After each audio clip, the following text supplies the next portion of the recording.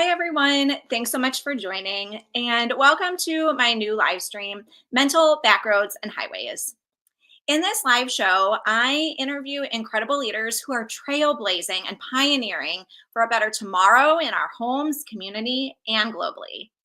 And this live stream is part of the Two Mamas to Love platform and focuses on different topics that I discuss in my upcoming book, Two Mamas to Love Pioneering a New Kind of Motherhood.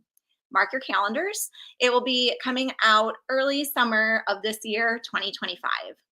So I am having a bit of a non-traditional show today, and I want to talk a bit about kindness. I was going to have a guest come in, which he will be joining us, but on a later date. So mark your calendars whenever I have my talk with Blake. He's incredible. I'm so excited for him to talk with us about literal highways and back roads. So he will be joining on a different date. He was unable to join today, but that's totally fine. And I am going to use this as an opportunity to talk about something that I think is very important and very timely for Valentine's Day, which is tomorrow, which is kindness.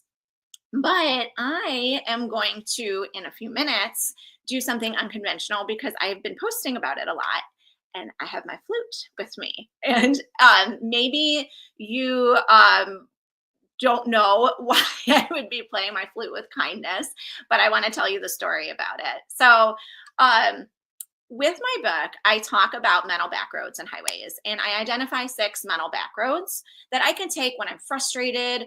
Like if we're running late, I use that example a lot. So like if we're running late, I can get frustrated, get that fight or freeze going on, and then I just feel like I'm reacting as opposed to responding. So instead, I try to lengthen that space, like Viktor Frankl says, between stimulus and response. There's a space, and within that space lies our power to change and our growth and our freedom.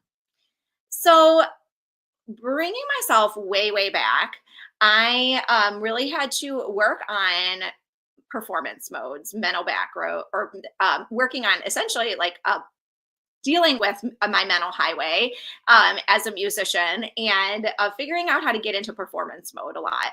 But as a mom, it's very different, right? Or really with anything, like we have to sometimes take,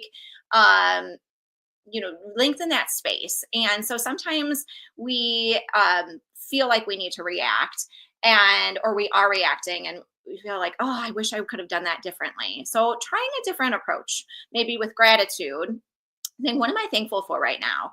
Trying mindfulness as well as body language, smiling more, playfulness. And today I want to talk a bit about kindness. And a couple of reasons why I want to talk about kindness is that there's so many people I feel like I can bring up with kindness and everyone that I've met along the way. But I think for now, what I want to talk about is kindness to I'm going to back up because this is this is new being live talking to myself. We're going to talk about kindness with my music professors. I want to talk about that because I have my flute here and I want to share with you why that's so important to me. And so when I was in music school, my flute professor, her name was Kyle. She was a very kind person. I absolutely loved studying with her. She was an incredible flutist, and she showed me about the growth mindset. Before that, I was very much in perfectionist. Uh, Everything had to be perfect, and I had that fixed mindset. Carol Dweck talks about, the fixed mindset versus the growth mindset. And when we have a fixed mindset, we're essentially um, feeling like we're a failure or feeling doomed to something.